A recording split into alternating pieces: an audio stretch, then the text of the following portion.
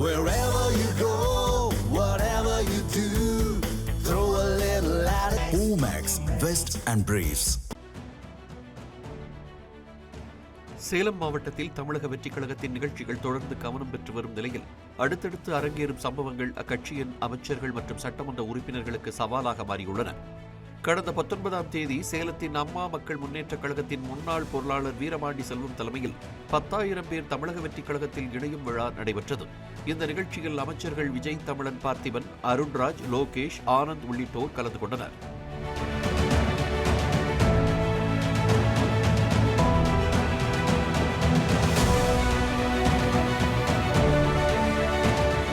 ஆனால் நிகழ்ச்சி தொடங்குவதில் ஏற்பட்ட காலதாமதம் காரணமாக மேடையில் அமைச்சர்கள் பேசிக் கொண்டிருந்தபோது நிகழ்ச்சிக்கு வந்திருந்த பலர் வெளியேற தொடங்கினர். கூட்டம் வெளியேறாமல் இருக்க நுழைவாயில் கதவுகள் மூடப்பட்டதாக கூறப்பட்ட நிலையிலும் அதை மீறி பலர் வெளியேறியதால் அமைச்சர்கள் காலி சேர்களுக்கு மத்தியில் பேசும் நிலை ஏற்பட்டது.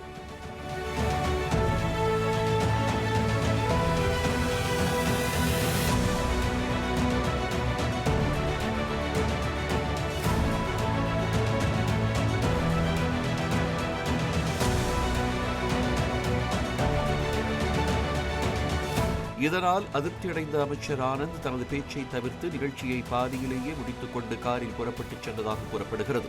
இந்த சம்பவம் கட்சி நிர்வாகிகள் மத்தியில் பரபரப்பை ஏற்படுத்திய நிலையில் அடுத்த நாளே சேலத்தில் மற்றொரு சம்பவம் அரங்கேறியது. சேலம் கொண்டப்பநாயக்கன்பட்டி ஊராட்சி ஒன்றிய தொடக்கப்பள்ளிக்கு ISO தரச்சான்றிதழ் வழங்கும் விழா நடைபெற்றது. இதில் சேலம் மேற்கு தொகுதி தாவேகா சட்டமன்ற உறுப்பினர் லட்சுமணன் கலந்து கொண்டார். அப்போது அக்கட்சி நிர்வாகிகள் மற்றும் பெண்கள் சிலர் உட்கட்சி விவகாரங்களை முன்வைத்து MLAவை முற்றுகையிட்டு வாக்குவாதத்தில் ஈடுபட்டதாக கூறப்படுகிறது.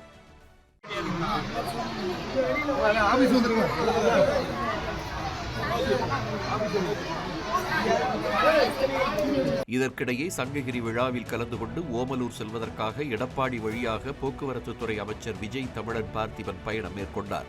அவருக்கு வரவேற்பு அளிப்பதற்காக எடப்பாடியில் பெண்கள் பூரண கும்பம் மற்றும் ஆரத்தி தட்டுகளுடன் காத்திருந்தனர். ஆனால் அமைச்சர் எடப்பாடி நகருக்குள் வராமல் புறவழிச்சாலை வழியாக சென்றதாக கூறப்படுகிறது. இதனால் ஏமாற்றமடைந்த பெண்கள் தாங்கள் கொண்டு வந்த பூரண கும்ப மரியாதை மற்றும் ஆரத்தி பொருட்களை சாலையிலேயே வைத்துவிட்டு சென்றனர். மேலும் ஓமலூர் நிகழ்ச்சியில் போக்குவரத்து துறை அமைச்சர் விஜய் தமிழன் பார்த்திபனை புகழ்ந்து தொண்டர் ஒருவர் முழக்கம் எழுப்பிய நிலையில் மற்றொரு தரப்பினர் அதற்கு ஆட்சேபம் தெரிவித்ததால் அங்கு சலசலப்பு ஏற்பட்டது. இதனைத் தொடர்ந்து அமைச்சர் நிகழ்ச்சியை முடித்துக் கொண்டு அவசரமாக புறப்பட்டுச் சென்றதாக கூறப்படுகிறது. இதற்கெல்லாம் மேலாக அமைச்சர் ஆனந்த் பிறந்தநாள் விழா சூரமங்கலம் பகுதியில் நடைபெற்றது. இதில் கும்பாபிஷேகத்திற்காக தயாரான கோவிலில் அசைவ உணவு அன்னதானமாக வழங்கப்பட்டதாக எழுந்த சர்ச்சையில் சேலம் மேற்கு தொகுதி MLA லட்சுமணன் சிக்கினார்.